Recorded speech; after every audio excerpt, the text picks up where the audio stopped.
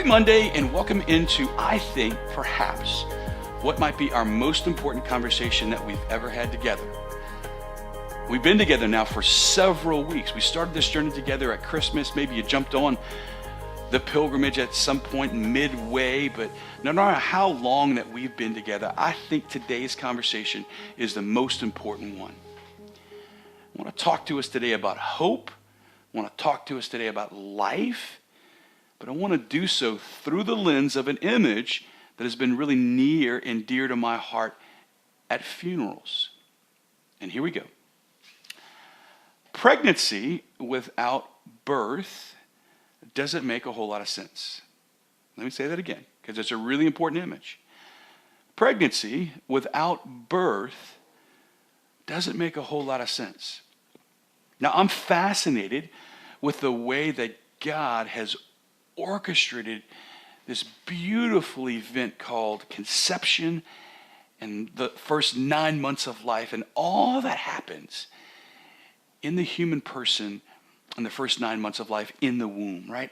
I'm fascinated with the physiological development of a mother's womb and how the body changes and nurtures life. It is a complex and fascinating 9 months. But those first 9 months of our lives are supposed to lead us to birth. Pregnancy without birth doesn't make a whole lot of sense. As fascinating as it is, it's supposed to bring us somewhere else, right?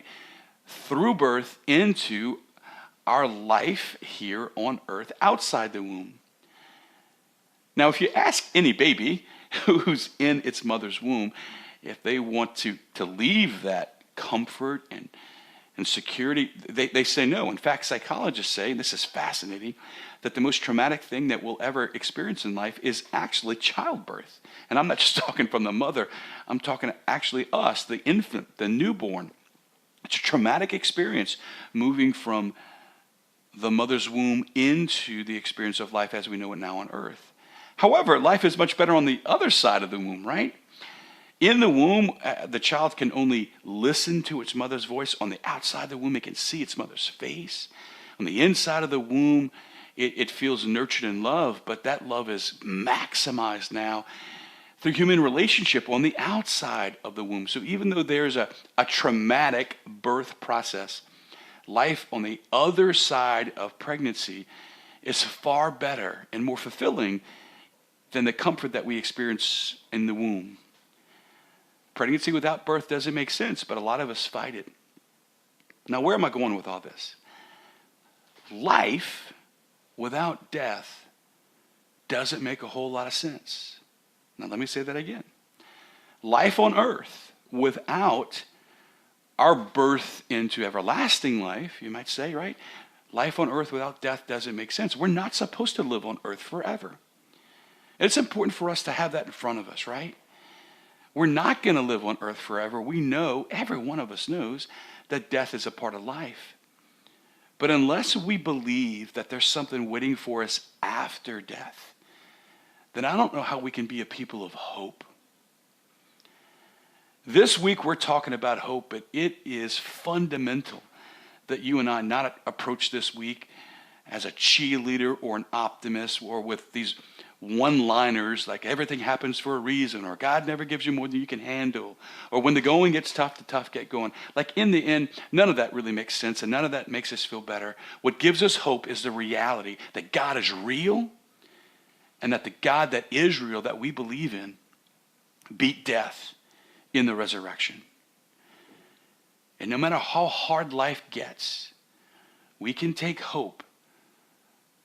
We are destined to live with him forever in heaven where there is no suffering, there is no pain, and that there's only pure relationship with him forever. It's a lot for us to unpack and to wrap our minds around today, but I wanted to lay a foundation for us today that our choosing to live in hope cannot be because we're going to draw hope from our earthly circumstances. As good as things might be or as better as things might get, our ultimate hope comes from the fact that God beat death in the resurrection. One way that we might wrap our minds around all that and make it a little bit more personal is to ask ourselves, how much of your experience of life now is colored by our trying to get as much as we can out of life now? In other words, a lot of the suffering that we endure in life is just because bad things happen to good people. But a lot of the suffering that we endure in life is because we aren't living with our eyes on God, and we're not living with an awareness that we're not going to live on earth forever. We're trying to get too much, you might say, out of this earth and too much out of this life. And it's not going to be able to satiate all the desires of our heart. It's a big question today, but my question for you today is your life now focused on where you're ultimately heading? Or is your life now focused on your life now and trying to get everything you can out of it? Sit with the question. Bring it to the Lord. Look deep inside your heart, because it's there that we're going to be a people of hope.